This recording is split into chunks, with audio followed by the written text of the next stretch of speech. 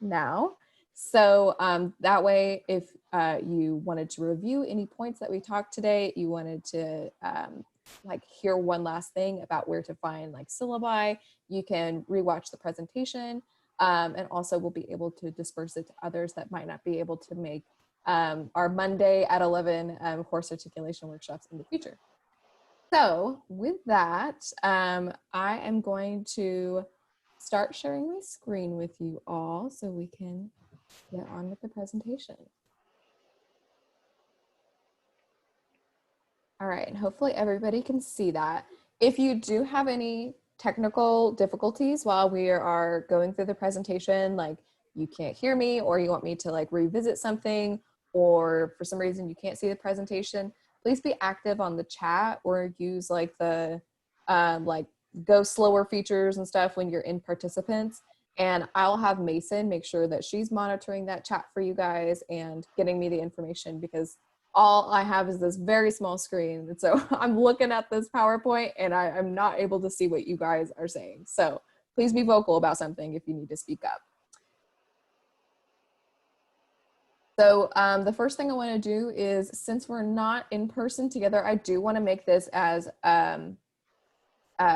like vocal as possible for you guys. I want your feedback as if we were in person. So I actually have this software that's going to help me get the information I need from you all to make this the most specific as possible. So that way you're only getting the information you need and we're leaving out the information that you don't. So if you guys have your phone and you already have the Poll Everywhere app, you can pull that up. I know that most people don't, so the easiest way to do this is to just pull up a web page on your favorite browser, go to pollev.com, and then it'll prompt you for a username, and you'll just enter here what you see on the screen, which is most of my name, Felicia Baltz, and then put 488. And as we get to the pages with activities, which there's one on the next page, so I'll give you guys a second to pull that up. But as we get to the page with the activities, you'll be able to respond there in real time on your browser. So the first question is just getting to know where you guys are going. So you should be able to select that on the map. I recognize all of your names in here, so I have a good idea, but this will give Mason a great idea about what she can expect on your all's course articulation questionnaire. It also helps us figuring out your credit. So that is a huge benefit. Got some France. I think I've got 2 people going to France, so we might see France doubled up there.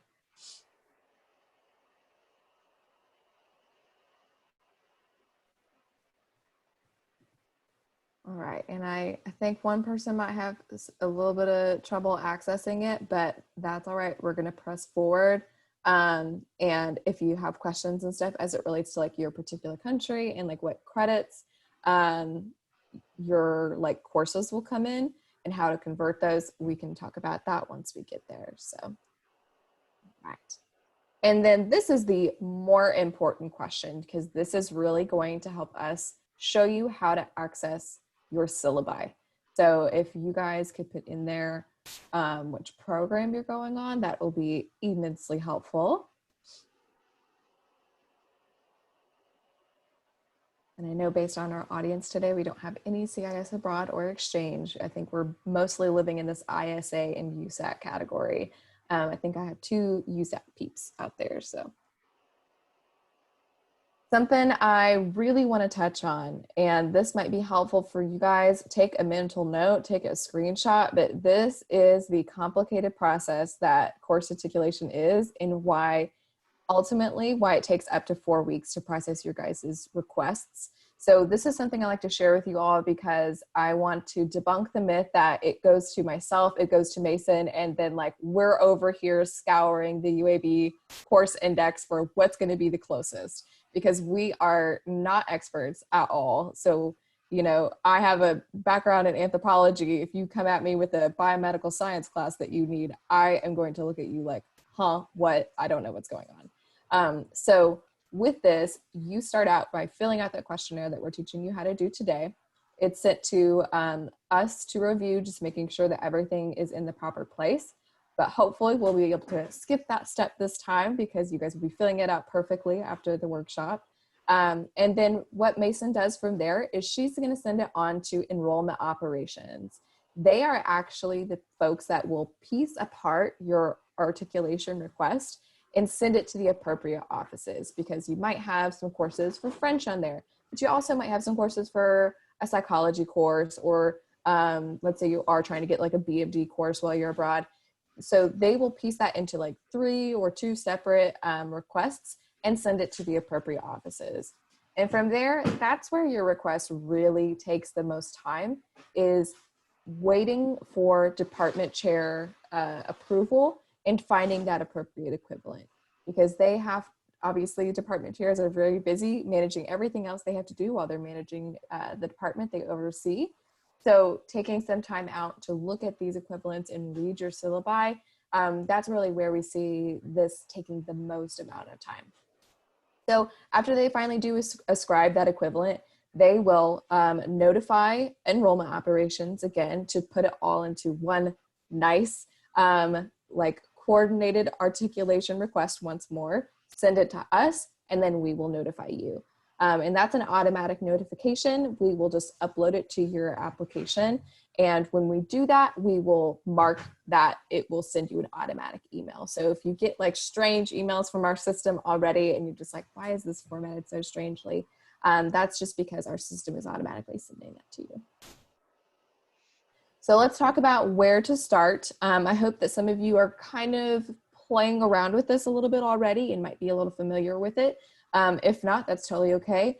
On your application, when you are looking through that checklist, you will see one, it kind of looks like almost like a little poll here, the little icon that's with it. But it will say course articulation. And this is the questionnaire that you will need to fill out for your request. So when you open that, it will kind of explain everything I just explained to you in that chart, in that paragraph that you see on this right-hand side. And we're gonna start breaking down each section of how to fill out this questionnaire. So the first step is to fill out this form. Now, I'm gonna actually go back just for a second here. This form is, you'll see here, it's listed as the #1 item and it's hyperlinked here. So you can take that form right there and download it to your computer. I will say for a lot of you, it might open it up in a browser tab.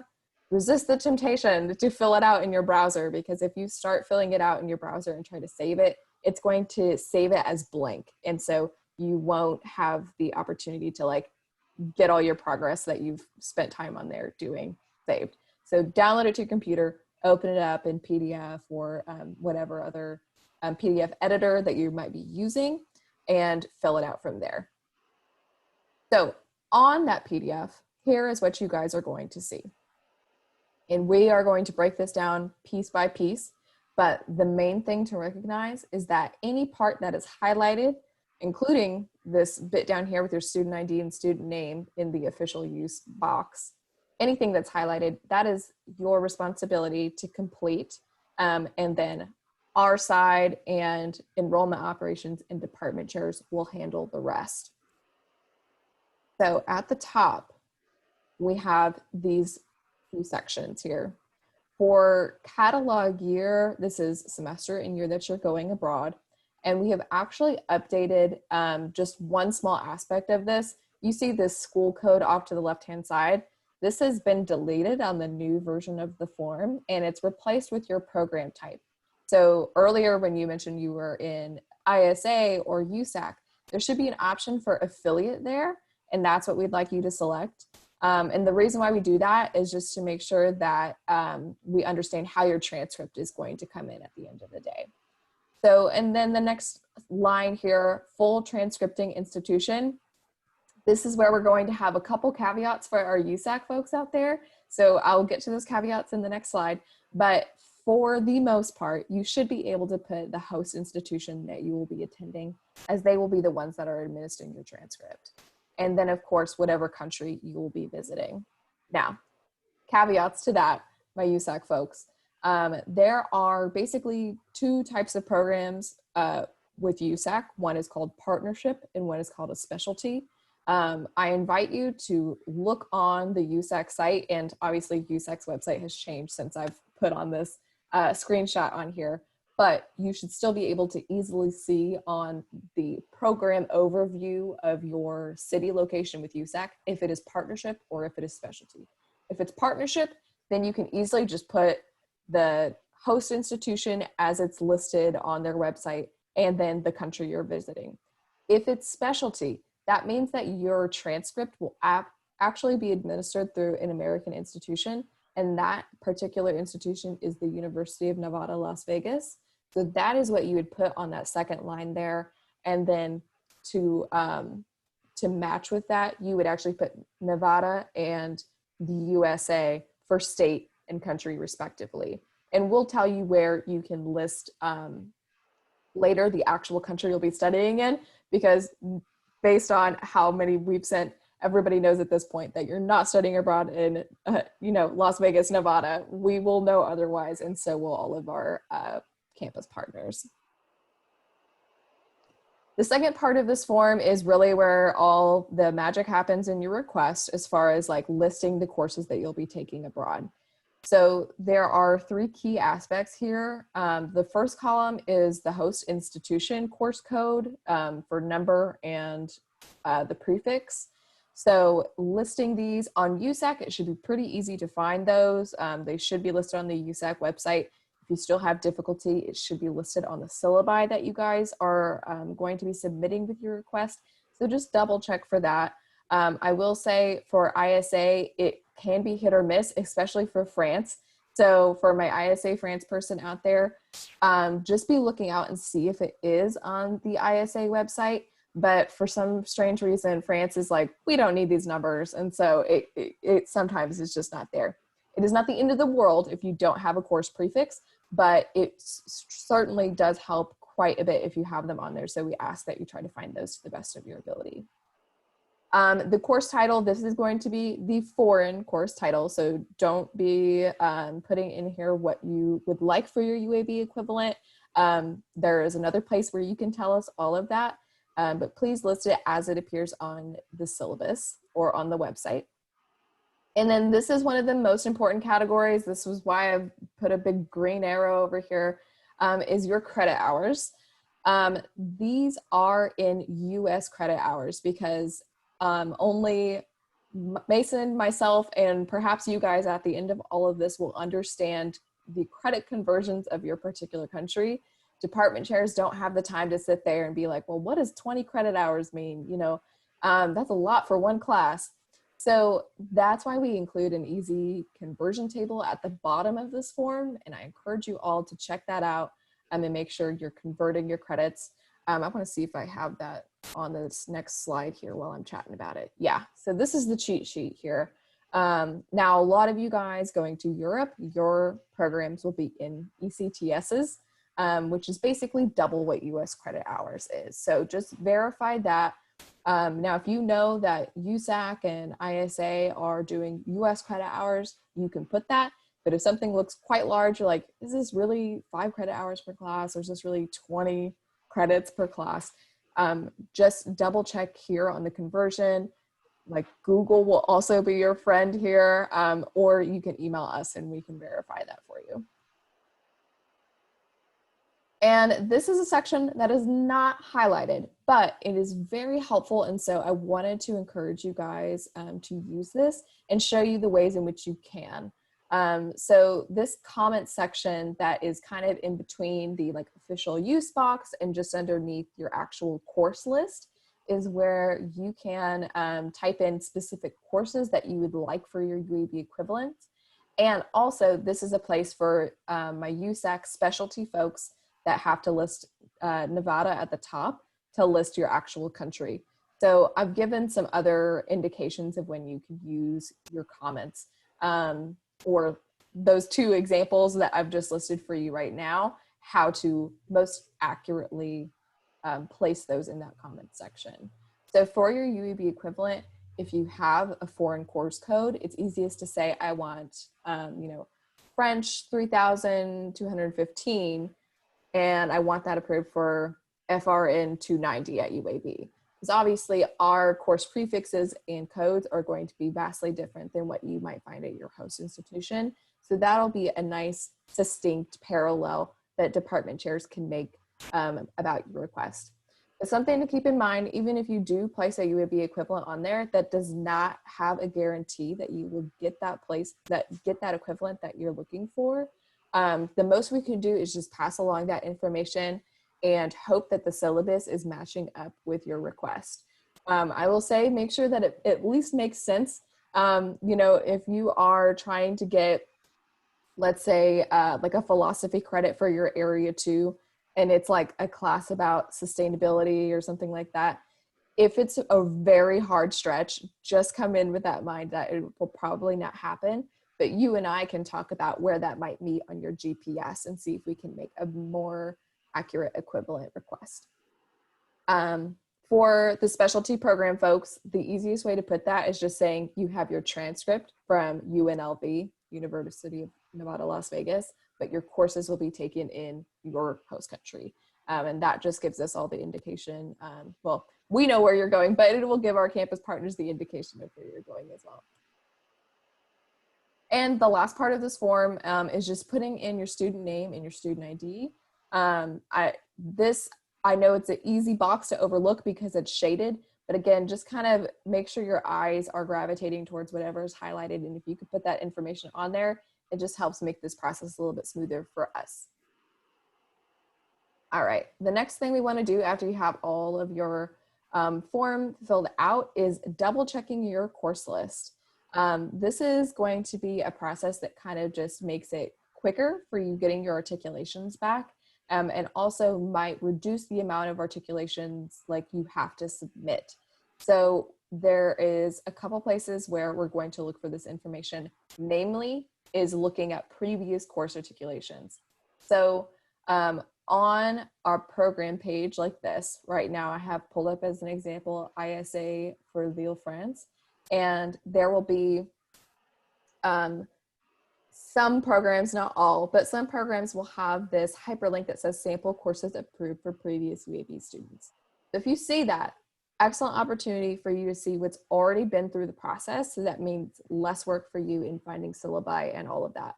So once we click on that, it's going to pull up in this top left-hand corner a couple classes that might be already articulated. For this particular program, there's only been 2.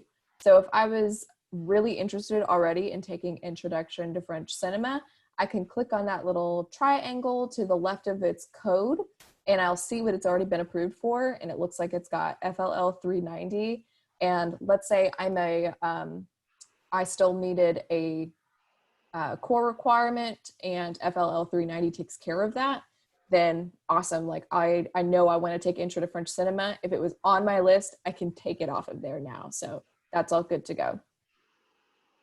I will say that if you do find a class that you are interested in taking and you toggle down and you see that its equivalent is not what you need or what you wanted, then keep it on your list. And that's a great time to use the comment section to say, it's already approved for such and such, but I would really like to see this equivalent, because we can always submit a course for rearticulation. None of you are exchange students, so I am going to skip past this aspect. 3 is acquiring your syllabi, the most time-consuming aspect, but we're going to try and save you guys some time by showing you the easiest ways to get a hold of these, so that way you can submit your questionnaire as soon as possible. So just some general rules of thumb. You want your syllabi to be as detailed as possible. A brief paragraph course description will usually not cut it. And the areas that really struggle with this is ISA in particular. So my ISA person out there, you might have to email for your request. But yeah, just a brief paragraph is not going to be enough for the evaluator to go on. So what are we really looking for in that syllabi detail? We want to make sure that there is a title. If at all possible, a course code would be great because that will help determine your UAB level of course. Credit hours. Since it's the actual syllabi from the host institution, the credit hours listed on the syllabi doesn't have to be in US credit hours. It can be in the original foreign credits. And then, of course, a thorough description. More importantly, please make sure that you're accessing English versions of your syllabi. Though some of us are proficient in a second language, and if you turn in all these French syllabi, I'll be able to read them, but our evaluators will not. And that, at the end of the day, is who we want to make sure can actually understand your syllabi. So please be sure to access English version of those only. So for my USAC friends out there, here are the ways in which you can go about getting your syllabi if you haven't already started that process. So if you are indeed on a specialty program where you will be getting that credit through UNLV, you can ask your enrollment specialist. So when you're on your global gateway, that contacts tab, you'll have an enrollment specialist on there, and that's the person that's been emailing you this whole time from USAC. So shoot an email to them and ask if you can have syllabi for XYZ class that you're interested in. If you can't get a hold of them, or they're typically a little slow to respond, you can email syllabus@usac.edu, and they should be able to get back with you within 48 hours. If you still haven't got a response from anybody, you can email me. But please know I will probably be a little bit slower to your request rather than USAC. Just because they will have easier access to the information, and I am managing a lot of requests from students. So keep that in mind, but feel free to use me as a resource if you still have trouble accessing that. And if you are a partnership, it's probably going to be easiest to search for them on the host institution's website. Typically, USAC will link that, that web page for you, so that way you can go through there. It's going to take some discovering on your own to figure out how to find those syllabi. But if I can do it, and I do it for a few students in the past of going through and trying to find those aspects on the host institution website, I know you guys can too. It's all new to all of us when you're going through that host institution. So just try to look for your modules or your courses and download the syllabi directly from there. If you still have trouble, of course, you can just email syllabus@usac.edu. And then for my ISA folks, I would recommend emailing your program manager first.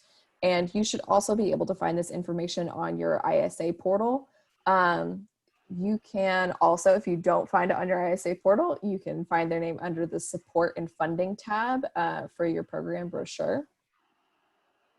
Let me see here. If you cannot absolutely acquire the formal syllabi, which most program managers should be able to support you in finding those original documents from the host institution. But let's say you are in a pinch and you really just need to try and find something as quick as possible for UEB equivalent, then we can accept a downloaded PDF version of the course description from the ISA webpage. Now this, again, it has to be thorough. It can't just be like a one paragraph thing, but I understand that some ISA pages do have quite a thorough description that can work for this. So once you're on that academics tab you might be familiar with when you're first looking through programs, you can click into the hyperlink course, highlight all the text of that web page and click print. And under print options, there'll be a print to PDF, and you can save that. And that way it's just nice and neat. And it kind of goes along with everything that we'll send to enrollment operations thereafter. And none of you all are with CIS Abroad this morning, so we will skip those points there. The last step in this whole process is to upload everything that we've talked about up to this point. So there really isn't much from here. This is the slide I have on that original area in which I showed you on your Education Abroad portal, where it lists 1, 2, 3, all the way through 8.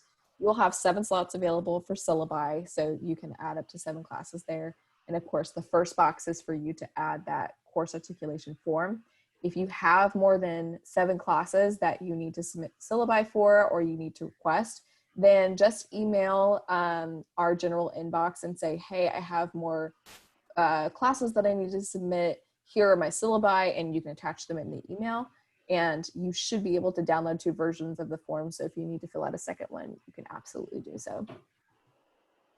But I invite you guys, if you want to, you can submit your questions through the Poll Everywhere webpage, or if you're feeling bold and you want to chat with one of us this morning, you can just unmute yourself and ask your question outright. But I'm here to address any questions you guys may have.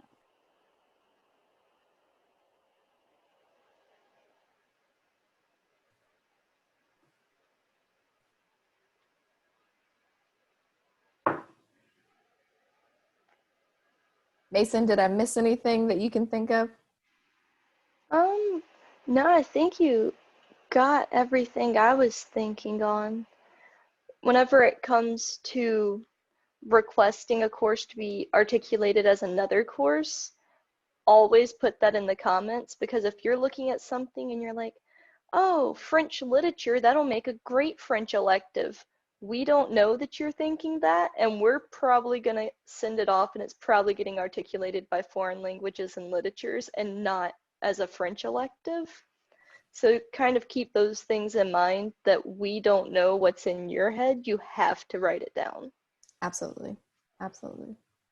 On that note, is it possible to resubmit like course articulation form and like to articulate as something else that it was approved for? 100% yes. Absolutely. And just like Mason just mentioned, in that comment section, just say what you would like it to be this go around, and we'll see if we can make that work. Now, I know that most of you guys on the call are expecting to do some language while you're abroad.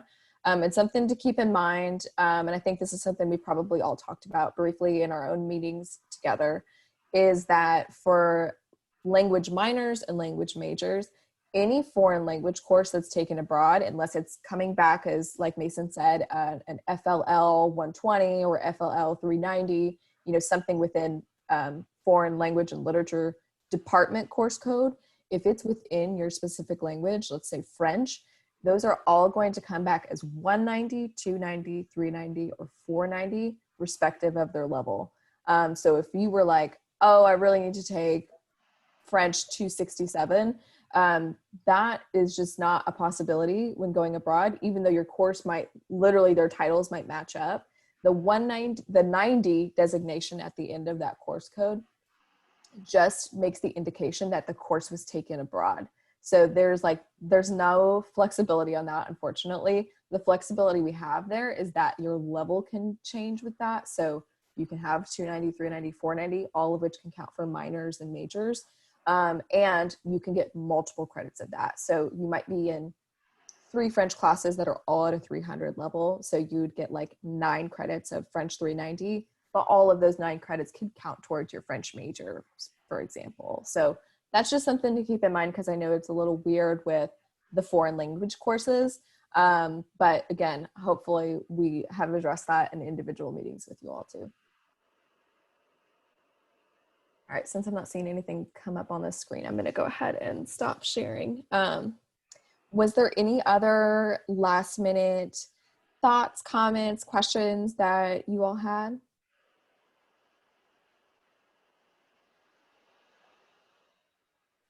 All right, we did a rocking job. Right on, Mason.